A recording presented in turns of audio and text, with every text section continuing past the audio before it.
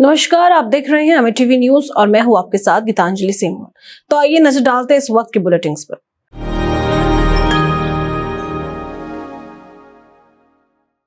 तमिलनाडु के मुख्यमंत्री जोसेफ विजय ने राज्य सचिवालय में कीर्ति चक्र से सम्मानित लांस नायक ए मीनाक्षी सुंदरम को सम्मानित किया। इस दौरान मुख्यमंत्री ने आतंकवाद विरोधी अभियानों में उनके असाधारण साहस और वीरता को नमन करते हुए तमिलनाडु सरकार की ओर से 48 लाख का चेक प्रदान किया। मुख्यमंत्री ने कहा कि लांस नायक मीनाक्षी सुंदरम का साहस और समर्पण देश के युवाओं के लिए प्रेरणा का स्रोत है। उन्होंने राष्ट्र की सुरक्षा के लिए दिए गए उनके योगदान की सराहना की। कार्यक्रम में अधिकारियों और गणमान्य व्यक्तियों की उपस्थिति में वीर सैनिक की बहादुरी को याद किया गया। मुख्यमंत्री ने कहा कि राज्य सरकार अपने वीर सैनिकों को और उनके परिवारों के सम्मान तथा कल्याण के लिए प्रतिबद्ध है। हिमाचल प्रदेश सरकार ने राज्य में नशे के खिलाफ चला रहे अभियान को पंचायत स्तर तक मजबूत करने की दिशा में एक महत्वपूर्ण कदम उठाया है। शिमला स्थित पीटर हॉफ होटल में आयोजित कार्यक्रम के दौरान नव निर्वाचित पंचायत प्रधानों और उप प्रधानों को चिट्टा समेत सभी प्रकार के नशे के खिलाफ शपथ दिलाई गई। मुख्यमंत्री सुखविंदर सिंह सुक्खू ने कहा कि राज्य सरकार नशे के विरुद्ध व्यापक और सशक्त अभियान चला रही है, जिसे तेजी और प्रभावी तरीके से गांव-गांव तक पहुंचाया जा रहा है। मुख्यमंत्री ने कहा कि इस अभियान को सफल बनाने में नवनिर्वाचित पंचायत प्रतिनिधियों की भूमिका बेहद महत्वपूर्ण है। उन्होंने उम्मीद जताई कि पंचायत प्रतिनिधि विकास कार्यों के साथ साथ चिट्टा जैसे घातक नशे के खिलाफ भी पूरी प्रतिबद्धता के साथ खड़े रहेंगे।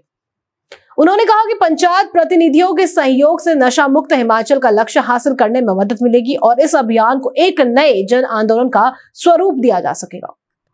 स्लोवाकिया द्वारा प्रधानमंत्री नरेंद्र मोदी को देश के सर्वोच्च नागरिक सम्मान the order of the white double cross से सम्मानित किया गया है।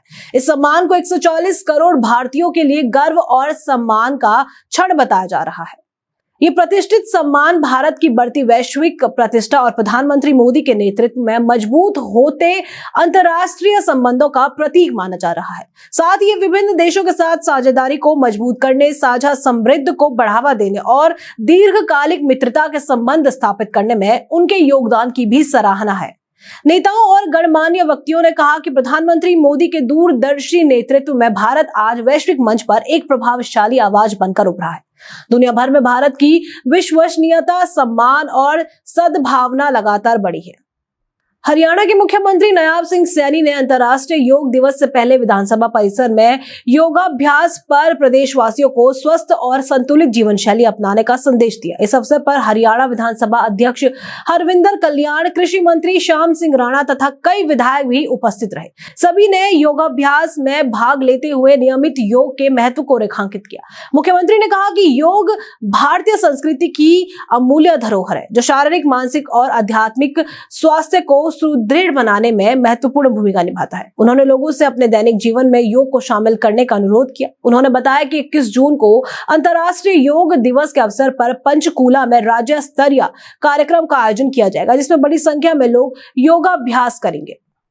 उत्तराखंड में चारधाम यात्रा को सुरक्षित, सुगम और सुव्यवस्थित बनाने के लिए उत्तराखंड पर्यटन विकास बोर्ड का कमांड एंड कंट्रोल सेंटर 24 घंटे सक्रिय रूप से कार्य कर रहा है। आधुनिक तकनीक और रियल टाइम निगरानी की मदद से यात्रा प्रबंधन को अधिक प्रभावी और पारदर्शी बनाया गया है। सेंटर के माध्यम से श्रद्धालुओं की सुविधाओं, यातायात व्यवस्था और विभिन्न सेवाओं की लगातार निगरानी की जा रही है। अधिकारियों के अनुसार अब तक चारधाम यात्रा के लिए 50 लाख से अधिक पंजीकरण दर्ज किए जा चुके हैं।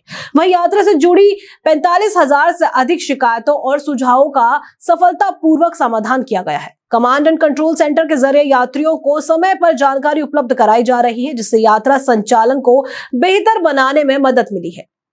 इसके साथ ही विभिन्न विभागों के बीच समन्वय स्थापित कर आपात परिस्थितियों से निपटने की व्यवस्था को भी मजबूत किया गया है। उत्तर प्रदेश के मुख्यमंत्री योगी आदित्यनाथ ने कहा है कि राज्य सरकार ने बंद और बीमार पड़ी एमएसएमई इकाइयों को पुनर्जीवित कर प्रदेश की विनिर्माण क्षमता को मजबूत किया है। मुख्यमंत्री ने कहा कि एमएसएमई क्षेत्र को बढ़ावा देने के लिए किए गए प्रयासों का सकारात्मक प्रभाव प्रदेश की अर्थव्यवस्था पर दिखाई दे रहा है।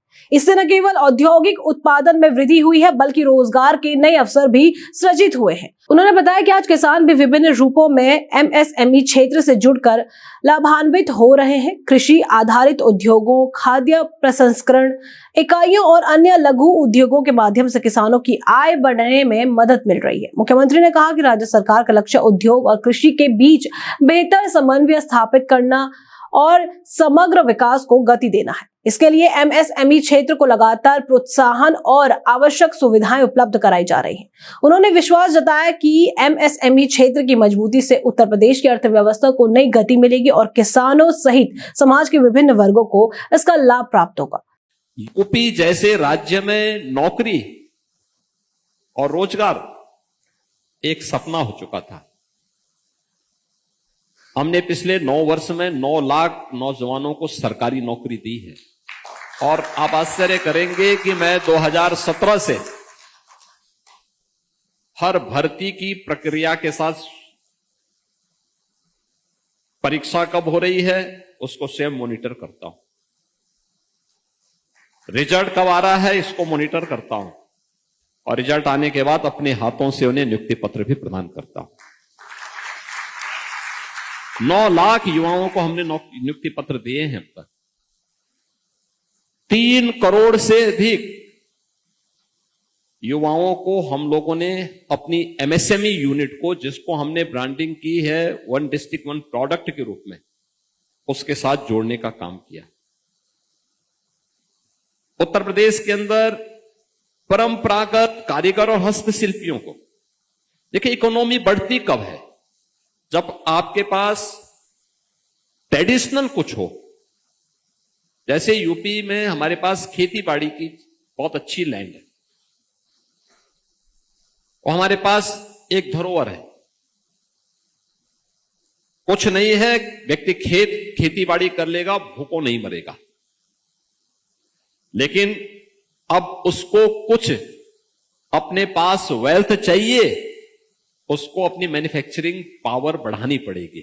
उसके लिए एमएसएमई यूनिट को हम लोगों ने पुनर्जीवित किया। हर किसान किसी न किसी एमएसएमई के साथ जुड़ा हुआ है, किसी अतिरिक्त इनकम उसके पास अतिरिक्त आ गई, स्वाभाविक रूप से यूपी की इकोनॉमी को बढ़ना ही बढ़ना था। आज की रिपोर्ट में इतना ही। ऐसी और खबरों के लिए बने रहिए एमएटीवी न्यूज के साथ।